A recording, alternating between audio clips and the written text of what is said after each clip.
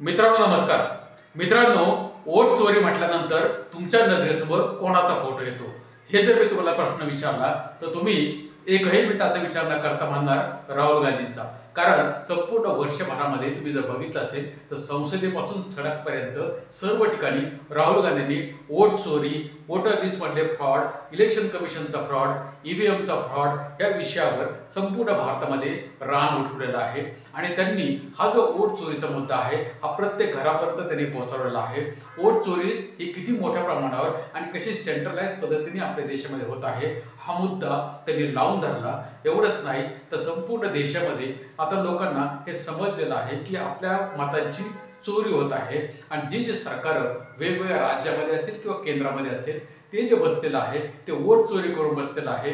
आणि म्हणून त्या ठिकाणी लोक आता वेगवेगळ्या प्रकारचे जे नारे आहेत ते देशामध्ये वोट चोर आणि पुढचं तुम्हाला माहिती आहे असे नारे आता देशामध्ये गुंजत आहेत किंवा वाजत आहेत. त्याचा अर्थ हा आहे की लोकांना हे समजलेलं आहे की हे जे सरकार आहे हे आपली वोटरची किंवा मतांची चोरी करून त्या ठिकाणी बसलेलं आहे.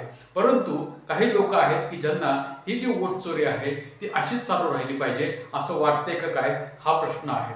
कारण 2-3 दिवसापूर्वी एक लेटर, एक ओपन लेटर त्या ठिकाणी लिहिलं गेलं असं टीव्हीवर मी बघितलं. आणि त्या ठिकाणी त्यांनी जे सांगितलं की टीव्हीवर ज्या बातम्या ज्या मी बघितल्या त्याच्यामध्ये त्यांचं म्हणणं असं आहे की 272 आपल्या देशातले जे रिटायर अधिकारी आहेत त्यांनी एक ओपन लेटर जनतेच्या वतीने त्यांनी त्या ठिकाणी लिहिलेला आहे.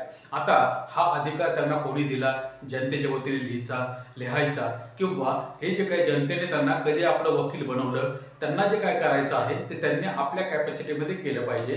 जनतेच्या वतीने करण्याचा त्यांना काय अधिकार नाही, कारण तशा प्रकारचं वकीलपत्र हे त्या लोकांना कोणी दिलेलं नाही. परंतु त्या ठिकाणी जरी घडीभर आपण पकडलं की त्यांनी त्या ठिकाणी ते जनतेच्या वतीने लिहिलं तर त्यामध्ये लिहिले काय किंवा हे लिहिणारे कोण ह्याची ज्यावेळेस आपण माहिती घेतली तर त्याच्यामध्ये 3 प्रकारचे प्रामुख्याने लोक दिसत आहेत. एक आहेत रिटायर्ड जजेस आहेत, दुसरे जे आहेत ते रिटायर्ड ब्युरोक्रॅट्स म्हणजे सरकारी अधिकारी, आणि तिसरे जे आहेत ते आहेत रिटायर्ड फौजी किंवा जवान.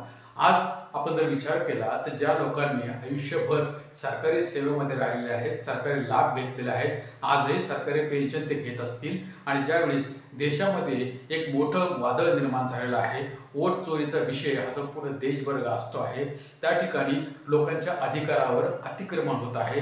हे ज्यावेळेस राहुल गांधी त्या ठिकाणी ओपन प्रेस कॉन्फरन्स घेऊन चॅलेंज देत आहेत, सांगत आहेत आणि पुराव्यासहित ते सिद्ध करत आहेत की नावं एवढं नाही तर लोक पुढे उभे करत आहेत. एवढं सगळं असताना सुद्धा त्या ठिकाणी हे लोक 272 जे बहुमताचा आकडा आहे तेच कसे काय या ठिकाणी आले. आणि त्याच्यामध्ये एक केंद्रीय मंत्र्याची पत्नी असल्याचं पण समजतंय. आणि हे जे 272 आहेत ते ज्यांनी आयुष्यभर सरकारी नोकरी केली त्यांना ही माहिती पाहिजे की ह्या आपल्या देशामध्ये जी सध्याची जी परिस्थिती आहे त्या विषयावर न बोलता त्यांनी वोट चोरी राहुल गांधी जो विषय लावून धरलेला आहे त्यावर त्यांनी प्रश्नचिन्ह उपस्थित केला आहे. त्यांचं म्हणणं काय तर ते म्हणतायत की राहुल गांधी हा जो वोट चोरीचा मुद्दा जो त्यांनी उचललेला आहे आणि संपूर्ण देशामध्ये ते जे फिरत आहेत आणि प्रेस कॉन्फरन्स करत आहेत त्याच्यामुळं लोकांमध्ये एक प्रकारे जो लोकशाहीचा बद्दल अविश्वास निर्माण होत आहे किंवा लोकशाही आपली कमजोर होत आहे किंवा त्या ठिकाणी जो इलेक्शन कमिशन आहे त्याच्या कारभारावर प्रश्नचिन्ह निर्माण होत आहे. म्हणजे राहुल गांधी देशाच्या विरोधामध्ये काम करत आहेत किंवा देशाला ते कमजोर करत आहेत. आणि हा जो वोट चोरीचा मुद्दा आहे तो त्यांनी विनाकारण उचललेला आहे, त्याच्यामध्ये कोणतंही तथ्य नाही. आणि म्हणून राहुल गांधींनी हा जो मुद्दा आहे तो सोडला पाहिजे.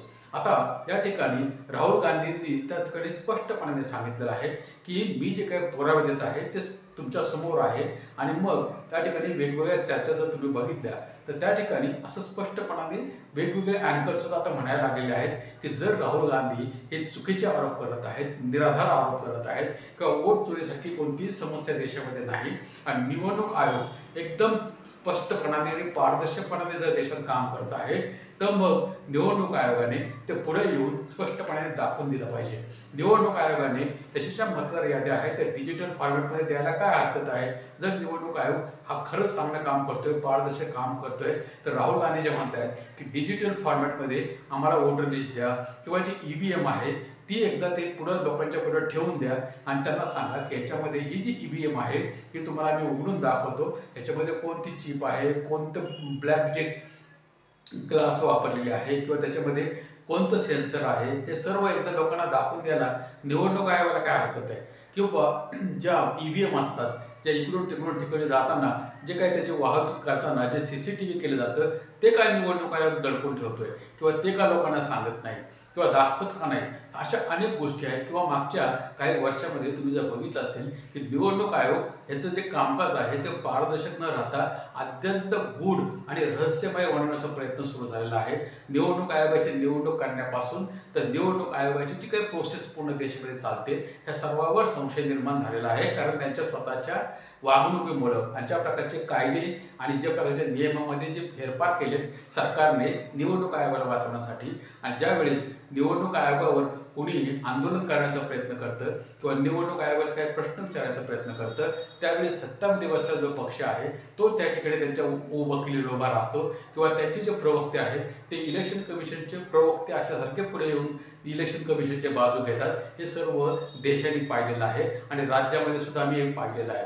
हे सर्व गोष्टी आपल्यासमोर डोळ्याने उघड्या दिसत असताना जर निवडणूक आयोगावर आरोप होत आहे तर निवडणूक आयोगाने या ठिकाणी स्पष्टीकरण देणं हे महत्त्वाचं आहे. परंतु ते राहुल गांधींना म्हणतात की तुम्ही कोर्टामध्ये जा किंवा तुम्ही जाऊन ॲफिडेव्हिट द्या. मग तुम्ही इलेक्शन कमिशनने ही जबाबदारी घेतली पाहिजे आणि इलेक्शन कमिशनने पुढे येऊन हे सांगितलं पाहिजे की जर लोकशाही जर खराब होत असेल, लोकशाहीची जर इमेज खराब होत असेल किंवा इलेक्शन कमिशनचं जे काही इमेज आहे ती जर खराब होत असेल तर ते वाचवण्याचं काम इलेक्शन कमिशनचं नाही का. इलेक्शन कमिशनने पुढे येऊन स्पष्टीकरण सर्व काही दिलं पाहिजे. ज्या याद्या आहेत त्या पब्लिश केल्या पाहिजेत, वेबसाईटवर टाकल्या पाहिजेत, लोकांच्या समोर त्यांनी आलं पाहिजे आणि सांगितलं पाहिजे की हे जे काही तुम्ही आरोप लावत आहेत हे पूर्ण खोटे आहेत, असं कोणतीही गोष्ट होत नाही. सर्व गोष्टी जर ट्रान्सपरंटपणाने आणि अकाउंटेबल होऊन जर त्यांनी जनतेपुढे मांडल्या तर राहुल गांधींना कोणत्याही प्रकारचे आरोप करण्याचा अधिकार राहणार नाही. परंतु निवडणूक आयोग हे कोणतीही गोष्ट न करता स्वतःचे मनमानी अधिकार असल्यासारखं तो वागत आहे.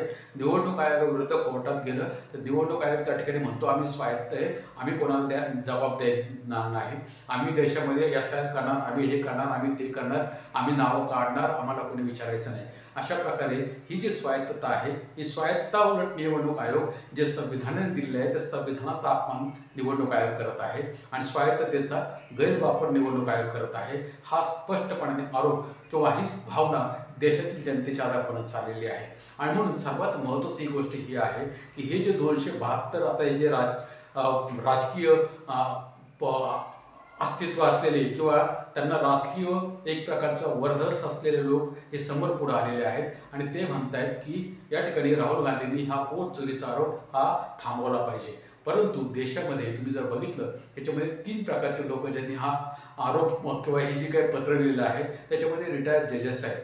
रिटायर्ड जजेसनी हे सांगितलं पाहिजे की 2018 सुप्रीम कोर्टाच्या जजेसनी बाहेर येऊन सांगितलं होतं की लोकशाही धोक्यात आलेली आहे. निवडणूक आयोगावर नाही तर देशातील सर्व संस्थांवर एक प्रकारे कब्जा केल्यासारखी परिस्थिती आहे किंवा सुप्रीम कोर्टामध्ये मुक्तपणाने आम्हाला काम करता येत नाही हे सुप्रीम कोर्टाच्या जजेसनी सांगितलं होतं. हे या जजेस लोकांना माहिती नाही का किंवा देशामध्ये कशा प्रकारचे निर्णय होत आहेत किंवा ज्या प्रकारे हे EVMचे 15 वर्षापासून सुप्रीम कोर्टामध्ये आणि इतर ठिकाणी ह्याच्यावर केसेस चालू आहेत हे या लोकांना माहिती नाही का.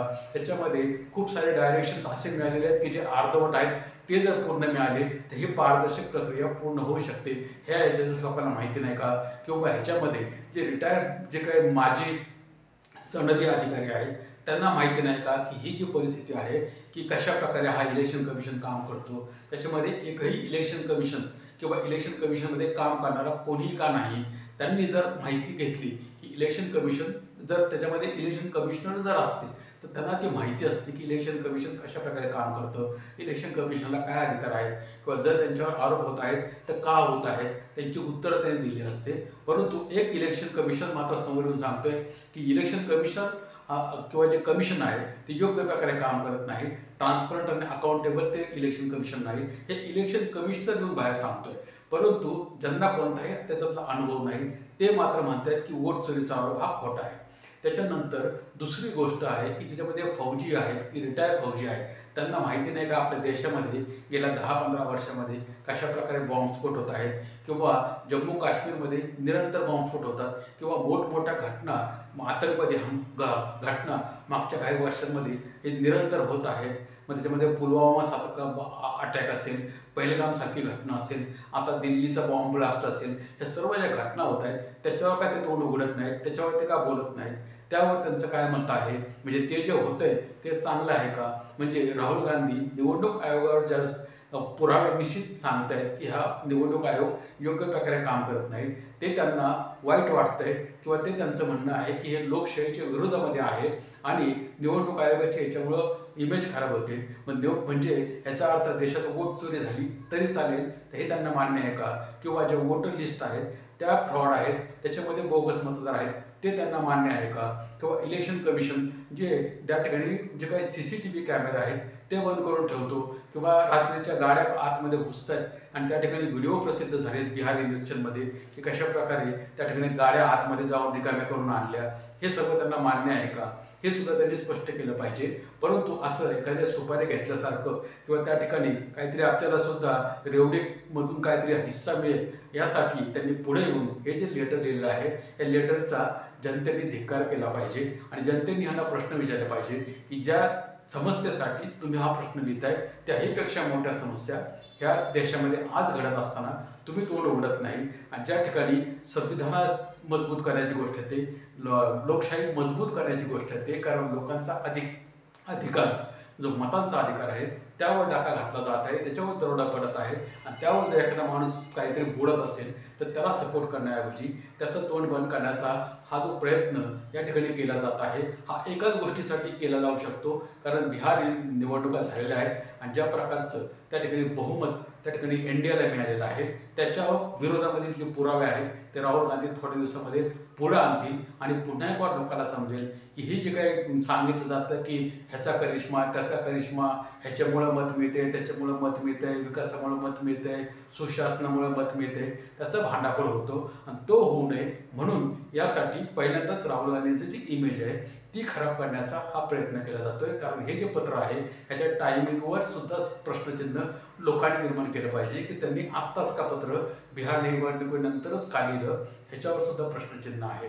म्हणून अशा गोष्टी ज्यावेळेस देशामध्ये घडत आहेत त्यावेळेस लोकांनी अशा लोकांकडे दुर्लक्ष केलं पाहिजे आणि जे मत चोरीचा जो विषय आहे तो लावून धरला पाहिजे, कारण तो आपल्या अधिकाराचा प्रश्न आहे, आपल्या मतांचा अधिकाराचा प्रश्न आहे जो आपल्याला संविधानाने दिलेला आहे की ज्याच्या जीवावर किंवा ज्याच्या आधाराने आपण सरकार बदलू शकतो, सरकार पाडू शकतो, नवीन सरकार बनवू शकतो. परंतु जर आपल्या ह्या मतावर जर दरोडा पडला आणि आपली जर मतं जर चोरीला जायला लागली, अशा प्रकारे जर घटना या देशामध्ये घडत राहिल्या तर आपली लोकशाही किंवा जे मतदान आहे ते नावापुरतं राहील आणि आपल्याला जो अधिकार आहे तो असाच हा कोणीही एक प्रकारे त्याच्यावर अतिक्रमण केलं अशाच प्रकारची परिस्थिती होईल आणि सरकार मग ते म्हणतायत ना की आम्ही 2047 पर्यंत राहू, तोच त्यांचा प्लॅन आहे. आणि म्हणून लोकांनी आता हे ओळखलं पाहिजे की ही जी काही मत चोरी आहे त्याच्यावर जो आरोप राहुल गांधी करतायत तो एकदम बरोबर आहे असंच म्हटलं पाहिजे, कारण ज्या अर्थी हे लोक पुढे येऊन म्हणतायत की मत चोरीचा विषय तुम्ही लावून धरू नका, ह्याचा अर्थ मत चोरी ह्या देशात चालू राहिली पाहिजे असं त्यांचं म्हणणं आहे. आता याच्यावर तुम्हाला काय वाटतं हे तुम्ही कमेंट करून सांगू शकता. व्हिडिओ जर आवडला तर लाईक करा, शेअर करा, कमेंट करा आणि भेटूया आपण दुसऱ्या व्हिडिओमध्ये दुसऱ्या विषयासह. तोपर्यंत धन्यवाद.